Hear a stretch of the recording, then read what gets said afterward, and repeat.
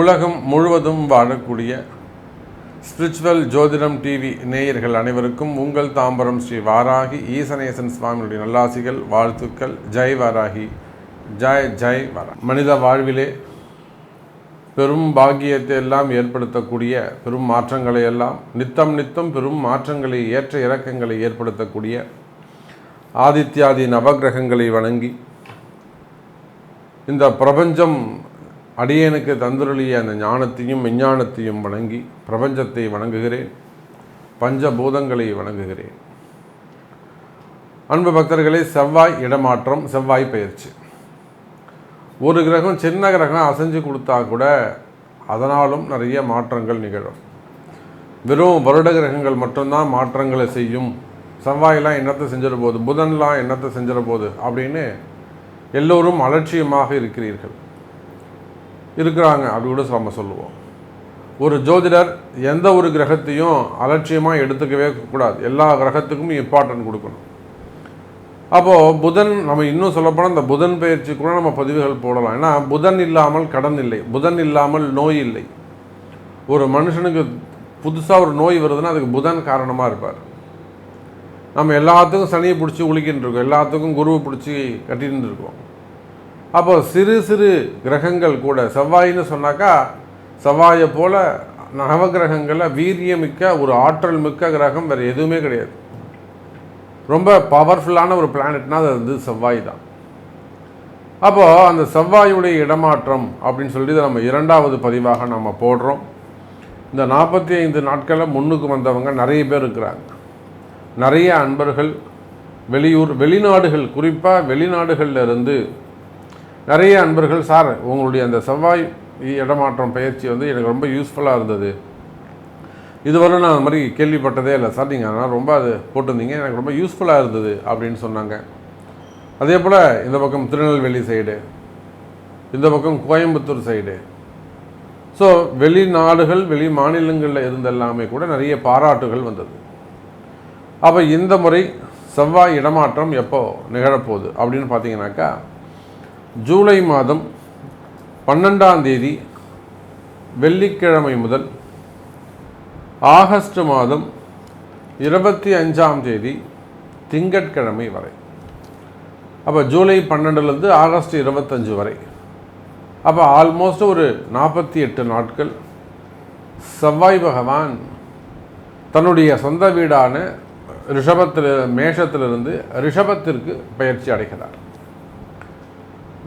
திரும்பவும் சொல்கிறேன், செவ்வாய் தானே, இவரால் என்ன மாற்றங்கள் வந்துட போகுது, இவர் என்ன பெருசாக செஞ்சிட போகிறாருன்னு அல்ப பிறவி ஆகிய நாம், இந்த மானிட பிறவி எல்லாமே அல்ப பிறவி தான்.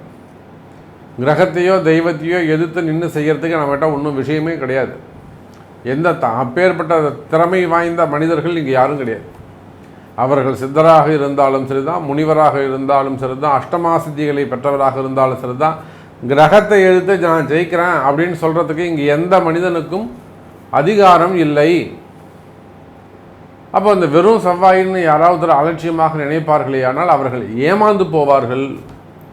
அவங்க தான் ஏமாந்து போவாங்க. அலட்சியமாக இருக்கிறவங்க ஏமாந்து போவாங்க. ஐயோ செவ்வாய் பயிற்சியா, ஏதோ சாமி சொல்கிறாங்க, இதில் ஒரு விஷயம் இருக்கும், இதை நாம் கொஞ்சம் பின்பற்றுவோமே, இதை நாம் கொஞ்சம் கேட்ச் பண்ணுவோமேன்னு அதை டீப்பாக கொஞ்சம் அனலைஸ் பண்ணி டீப்பாக ஃபாலோ பண்ணிங்கனாக்கா ஒருவேளை உங்களுடைய வெற்றி இதில் கூட ஒளிந்திருக்கலாம். அது தெய்வ ரகசியமாகவோ அல்லது தேவ ரகசியமாகவோ அல்லது உங்கள் ஜோதிட ரகசியமாகவோ கூட இருக்கலாம். அப்போது அன்பு பக்தர்களே, இந்த ஜூலை 12 முதல் ஆகஸ்ட் 25 வரை செவ்வாய் பகவான் தனக்கு 2ஆம் பாவமாக தனஸ்தானத்திற்கு ரிஷபராசிக்கு பயிற்சி அடைகிறார். என்னெல்லாம் எந்தெந்த சப்ஜெக்ட்லாம் இதில் வந்து மெயினாக நம்ம பேச போகிறோம், இதெல்லாம் நடக்க போகுது. ஒரு முக்கியமான காம்பினேஷன்ஸ், பிளானட்டுடைய கிரக காம்பினேஷன்ஸ் நம்ம இங்கே பார்க்க போகிறோம். குருவும் செவ்வாயும் இணைவு. குருவும் செவ்வாயும் இணைவு. அது என்ன சாமி, செவ்வாய் குரு சார், அது மிகப்பெரிய குரு மங்கள யோகம் சார், புரியுதுங்களா? செவ்வாய் மங்களகாரகன், மாங்கல்யக்காரகன், தனகாரகன், அபிவிருத்திக்காரகன், அது எல்லாமே யார் இங்கே வந்து இருக்காருங்க? சுக்கிரனுடைய வீட்டில்.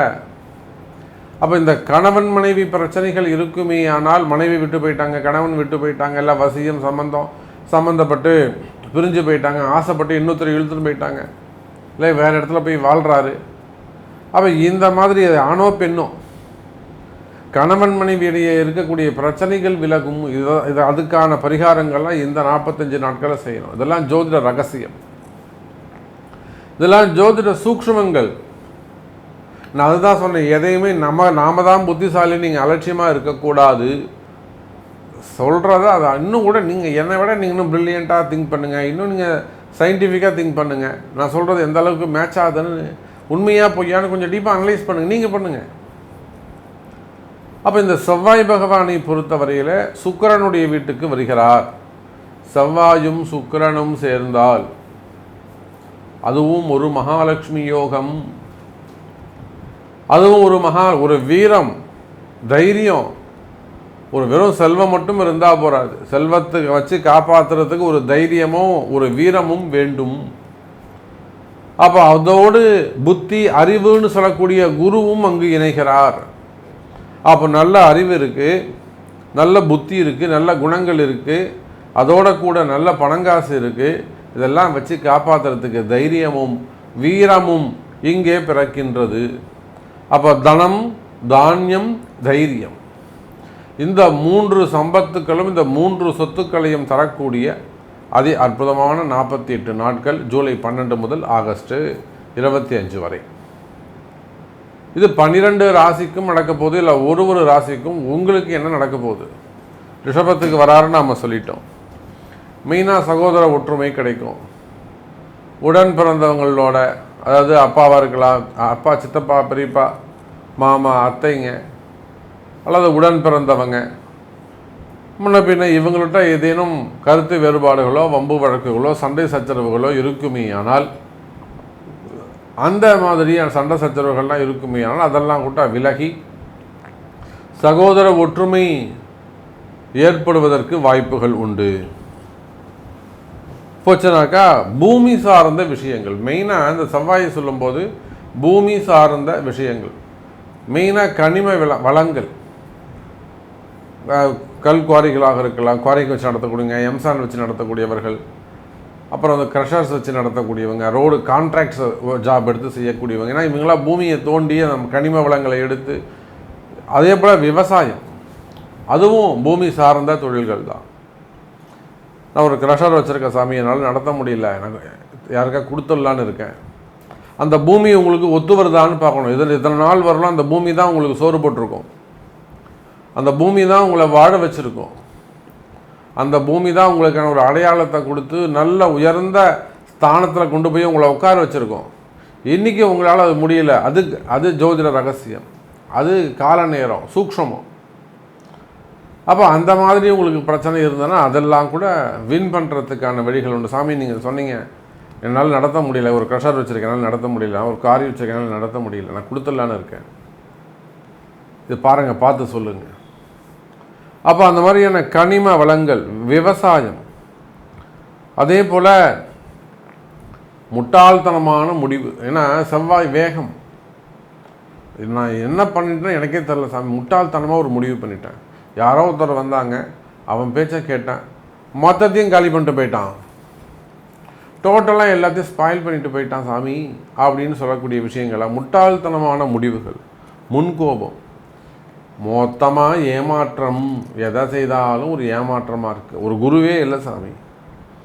இடப்பிரச்சனைகள், மெயினாக இட தோஷங்கள். நான் இப்போ தான் சொன்னேன், ஒரு இடம் நல்லா வாழ வச்சுருக்கோம், அதே இடம் அவனுக்கு கிடக்கிடன்னு இறக்கி கீழே கொண்டு வரும். அப்போ யாரோ ஒருத்தர் உள்ளே வந்துட்டு போயிருக்காங்கன்னு அர்த்தம், அல்லது அந்த இடத்துல ஏதோ ஒரு தோஷம் ஏற்பட்டிருக்குன்னு அர்த்தம். இல்லை அந்த இடத்துக்கு யாரோ ஒரு ஏவல் மூலமாக ஒரு பிரச்சனையை ஏற்படுத்தியிருக்கிறாங்க, அந்த பூமி உங்களுக்கான அதிர்ஷ்டம் போயிட்டுதுன்னு அர்த்தம். மீண்டும் அந்த அதிர்ஷ்டம் வேண்டுமா, அதுதான் அந்த இடதோஷ நிவர்த்தி.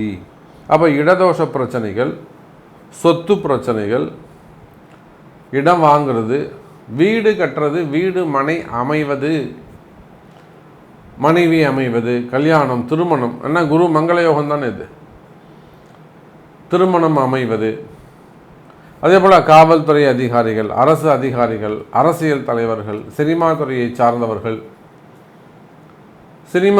சார்ந்தவர்கள், அப்போது அதே போல் இராணுவத்தில் பணி செய்யக்கூடியவர்கள், காவல்துறை அதிகாரிகள், இவங்க எல்லாருக்குமே கூட இந்த இடத்திலே இந்த செவ்வாய் மாற்றத்தினால் பலவிதமான அதிர்ஷ்டங்கள் ஏற்பட போகிறது.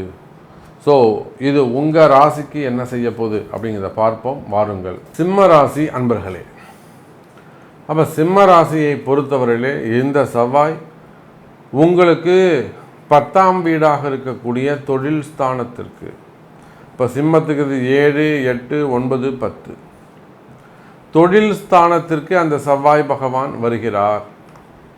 ஏற்கனவே 10ல் குரு உட்காந்து சிம்மத்தை ஆட்டி படைக்கிறார்.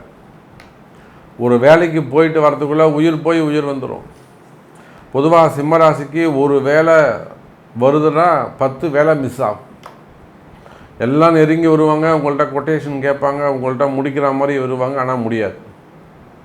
நீங்கள் இன்றைக்கி ராத்திரி ரொம்ப சந்தோஷமாக படுத்து தூங்குவீங்க, நாளைக்கு காலம் வந்துடுவோம், அட்வான்ஸ் கொடுத்துருவாங்க, அதை வச்சு நம்ம இந்த கடனை அடைச்சிடலாம், எதிர்பார்ப்போடு படுத்து தூங்குவீங்க. காலையில் எழுந்தால் இல்லை சார், அது நான் வேற ஒரு நாள் சொல்கிறேன், உங்களுக்கு சொல்கிறேங்க அப்படின்ட்டு வாங்க. அப்போ 10 வேலை மிஸ் ஆகிடுச்சுன்னா ஒரு வேலை உங்களுக்கு கிடைக்கும், ஒரு ஜாப் உங்களுக்கு, ஒரு வருமானம் கிடைக்கும். நிறைய வேலைகள் தட்டி போகும். இந்த மாதிரி இருக்கக்கூடிய 10ல் இருக்கக்கூடிய குரு பதவி விஷயத்தில் நிறைய விளையாடுவார். எத்தனையோ சிம்மராசி தொழிலதிபர்கள், எத்தனையோ சிம்மராசியை சேர்ந்த தொழில் செய்யக்கூடியவங்க, பிஸ்னஸை செய்யக்கூடியவர்கள், இன்னும் சொல்லப்போனால் எலக்ட்ரானிக்ஸ், அதாவது ஷேர் மார்க்கெட்டு, ஸ்டாக் மார்க்கெட்டு, அதிலெல்லாம் பிஸ்னஸ் பண்ணக்கூடியவர்கள், அதே போல் பெரிய பெரிய மல்டி பிஸ்னஸ் செய்யக்கூடியவங்க, பெரிய கம்பெனிஸ் வச்சு, குரூப் ஆஃப் கம்பெனிஸ் வச்சு நடத்தக்கூடியவங்க, ப்ரைவேட் லிமிட்டடாக பண்ணக்கூடியவங்க, எத்தனையோ சிம்மராசி என்பர்கள் நம்மிடத்தில் வருவது உண்டு. நிறைய கம்பெனிக்கு போயிட்டு நாமளும் அந்த பரிகார ஹோமங்கள், பிராயச்சித்தங்கள் செய்து வந்துட்டிருக்கோம். இப்போ இதையெல்லாம் எதை எடுத்து காட்டுகிறது என்று சொன்னால், 10ல் இருக்கக்கூடிய குரு அந்த தொழில் அமைப்புகளை எப்படி அசைச்சி பார்க்கிறார், ஒரு ஜர்க்கு, ஒரு பயத்தை கொடுக்கிறார் என்பதை தெரிகிறது. அதனால தான் சொன்ன சிம்ம ராசி என்பர்களே, உங்களுக்கு 10 வேலை மிஸ் ஆச்சுன்னா ஒரு வேலை தான் கிடைக்கும். அப்போ 10 தொழில் ஏமாற்றம்னு அர்த்தம். இந்த கால சூழ்நிலை மாறுகிறது. எப்பவுமே ஒருத்தன் அடிபட்டானா ஒருத்த வாங்கிட்டே இருக்கணும்னு அவசியம் இல்லை, அவனுக்கு நல்லதும் நடக்கும். கீழே விழுறவன் விழுந்துட்டே இருக்க மாட்டான் சார், ஒரு நாள் எழுந்து நடப்பான் சார். அந்த எழுந்து கம்பீரமாக நடைபோடக்கூடிய காலம் என்னுடைய சிம்மராசி நேயர்களுக்கு நிகழப்போகுது. அப்போ 10ல் தனித்து இருக்கக்கூடிய குருவால் பல பதவிகளை இழந்தீர்களா? எனக்கு பதவி போயிடுச்சு சாமி, நான் போஸ்டிங்கில் இருந்தேன் போயிடுச்சு, இந்த மாதிரி ஒரு நல்ல ரேங்கில் இருந்தேன், அல்லது இந்த மாதிரியான ஒரு நல்ல பொசிஷனில் இருந்தேன், நான் கடை வச்சுருந்தேன், கம்பெனி வச்சுருந்தேன், போயிடுச்சு, வீடு வச்சுருந்தேன், எதை இழந்தீர்கள்? இப்போ சிம்மராசின்னு தான் நான் அதான் கேட்பேன். சார் உங்களுக்கு இப்போ என்ன மிஸ் பண்ணிங்க நீங்கள் சொல்லுங்கள் சார். சார் நான் லைஃபே மிஸ் பண்ணிட்டேன், நான் ஒய்ஃபை மிஸ் பண்ணிட்டேன், நான் பசங்களை மிஸ் பண்ணிட்டேன், என்னோடய பிஸ்னஸை மிஸ் பண்ணிட்டேன், என்னுடைய சேவிங்கை மிஸ் பண்ணிட்டேன், என்னுடைய ஹெல்த்தை மிஸ் பண்ணிட்டேன், என்னுடைய நேமை மிஸ் பண்ணிட்டேன் சார். சார் நிறைய ஸ்ட்ரெஸ்ஸு, இதெல்லாம் நம்முடைய சிம்மராசி என்பவர்கள் சொல்லக்கூடியது. அப்போ எதை இழந்தீர்களோ அதை அங்கேயே மீண்டும் பெறுவதற்கான அற்புதமான கால நேரமாக இந்த செவ்வாயுடைய மாற்றம் நிகழ்கிறது சிம்மராசி நேயர்களே. அப்போ நீங்கள் எந்த தொழில் செய்பவராக இருந்தாலும், ஸ்டாக் மார்க்கெட்டாக இருக்கலாம், ஷேர் மார்க்கெட்டாக இருக்கலாம், அல்லது கம்பெனிஸாக இருக்கலாம், ஃபேக்ட்ரியாக இருக்கலாம், இண்டிபெண்ட் பிஸ்னஸாக இருக்கலாம், இண்டிவிஜுவலாக செய்யக்கூடிய பிஸ்னஸாக இருக்கலாம். அப்போ நீங்கள் எந்த தொழில் செய்பவராக இருந்தாலும் சரிதான், தொழில்துறையை பொறுத்தவரையில், பிஸ்னஸை பொறுத்தவரையில் நிச்சயமாக எனதருமை சிம்மராசி என்பர்களே நல்ல முன்னேற்றம் ஏற்படும். குறிப்பாக வாழ்க்கையில் அடுத்து பிரச்சனைகளை சந்திக்கக்கூடிய சிம்மராசி என்பர்களே, தொடர்ந்து பிரச்சனை வந்துக்கிட்டே இருக்குங்க சாமி. ஒரு நல்ல குடும்பம், ஒரு சினிமா துறையை சார்ந்த ஒரு பேர் புகழ் பெற்ற ஒரு குடும்பம் சிம்மராசி, அதில் அந்த பையனுக்கு சிம்மராசி, அப்பாவுக்கு விருச்சக ராசி, தாயாருக்கு மீனராசி, எல்லாருமே சனியுடைய பிடியில் போய் மாட்டிக்கிட்டாங்க. ஆனால் நல்ல ஒரு சினிமா துறையை சார்ந்த ஒரு நல்ல குடும்பம், மகன் சிம்மம், அப்பா விருச்சகம், அம்மா மீனம். அப்போ இந்த மூன்றுமே சனி சூரியன் சேர்க்கையால் பாதிக்கப்பட்டது. அப்போ நம்ம இப்படி தான் கண்டுபிடிக்கணும், இப்படி தான் அந்த அடையாளப்படுத்தணும் அந்த குடும்பத்தை. சனி சூரியன் சேர்க்கை மிகப்பெரிய சாபகர்மா. அப்போ அதுக்குரிய பரிகாரங்கள், அதுக்குரிய வழிபாடுகள், அதுக்குரிய ஆடைய சென்று அதுக்குரிய வழிபாடுகள் செய்வீர்களேயானால் மேன்மை அடையும். இதை போல சிம்ம ராசி என்பவர்களே, உங்களுடைய குடும்ப பிரச்சனைகள், கணவன் மனைவி பிரச்சனையாக இருக்கலாம், பிள்ளைகள் பற்றிய பிரச்சனையாக இருக்கலாம், உள்நாடாக இருக்கலாம், வெளிநாடாக இருக்கலாம், வெளி மாநிலங்களாக, குடும்ப பிரச்சனை அவ்வளோதான், அது எல்லாமே வந்துடும். அப்பா அம்மாவாக இருக்கலாம், பிள்ளைகளாக இருக்கலாம், பெற்றோர்களாக இருக்கலாம், கணவன் மனைவியாக இருக்கலாம், காதலர்களாக இருக்கலாம். அப்போ குடும்ப பிரச்சனைகள், குடும்ப சொத்து சம்பந்தப்பட்ட பிரச்சனைகள், வம்பு வழக்குகள், கோர்ட்டு கேஸு, இடப்பிரச்சனைகள், இடதோஷங்கள். இந்த இடப்பிரச்சனை, இடதோஷம் இது ரெண்டுத்துக்கும் ஒரு வித்தியாசம் காமிக்கணும். அது ஒரு வீடாக கூட இருக்கலாம். இந்த வீடு நல்லா இருந்தது சாமி, நான் இந்த வீட்டுக்கு வந்தேன், இந்த வீடு வந்ததுலேருந்தே இப்படி அடி விழுந்துக்கிட்டு இருக்கு. இல்லைன்னா அந்த வீட்டில் ஒரு துஷ்டி, ஒரு யாராவது இறந்துருப்பாங்க, அதுக்கு அடுத்து ஒரு பெரிய சூன்யம் வச்ச மாதிரி அடுத்தடுத்து இழப்புகள் நடந்துக்கிட்டே இருக்கும். இல்லை ஒரு குடும்பத்தில் அடுத்தடுத்து ஆண் வாரிசு தலையே நிற்க மாட்டாங்க. அல்லது ஒரு விவசாய பூமியாக இருக்கும், இல்லை ஒரு இடமாக இருக்கும், இடதோஷம் ஏற்பட்டு இருக்கும். இல்லை வீடு கட்டிகிட்டு இருப்பாங்க, கட்டும்போதே அது பிரச்சனையை கொடுத்துருக்கும். இதெல்லாம் இடதோஷங்களை குறிக்கும், ஆயுள் பங்கத்தை குறிக்கும். அப்போ இந்த மாதிரியான பிரச்சனைகள் எல்லாம் இருக்குமே. ஆனால் கவலை வேண்டாம் சிம்ம ராசி என்பர்களே, இந்த செவ்வாயுடைய மாற்றம் உங்களுக்கு நன்மையை செய்யும். அப்போ அதுக்குரிய பரிகாரங்கள் என்ன என்பதை அறிந்து செய்வீர்களே ஆனால் நிச்சயமாக எல்லாத்தையும் காப்பாற்றணும். உயிர் வாழ்கிறது முக்கியம். வெறும் பணங்காசை வச்சுக்கிட்டு பேங்க்கில் எண்ணி பார்க்கறது பிரயோஜனம் இல்லை, இருந்து அனுபவிக்கணும். அப்போ அதுக்குரிய வழிபாடுகள் செய்து கொள்வது சிறப்பு. பொதுவாகவே சிம்மராசி என்பர்கள் வளர்பிறை சஷ்டியில் காத்தால விரதம் இருந்து, வளர்பிறை சஷ்டியில் காலை விரதம் இருந்து ஏதேனும் அருகில் இருக்கக்கூடிய முருகப்பெருமான் ஆலயத்திற்கு சென்று 2 எலுமிச்சம்பழ தீபம் ஏற்றி முருகப்பெருமானுக்கு அரளிப்பூ சாத்தி வழிபாடு செய்து வருவது சிறப்பு. அப்போ இந்த செவ்வாய் பயிற்சியில் சிம்ம ராசிக்கான பரிகாரம் சஷ்டி திதியில் முருகர் வழிபாடு. அதே போல் ஆன்மீக பெரியோர்களாக இருக்கலாம், மடாதிபதிகளாக இருக்கலாம், அவங்களுக்கு கூட சில அட்மினிஸ்ட்ரேஷன் ப்ராப்ளம் வருவதற்கான வாய்ப்புகள் உண்டு. அதே போல் அரசியல் குடும்பமாக இருக்கலாம், அரசியலில் இருக்கக்கூடியவர்கள், சினிமா துறையை சார்ந்தவர்கள், மீடியா துறையில் இருக்கக்கூடியவங்க,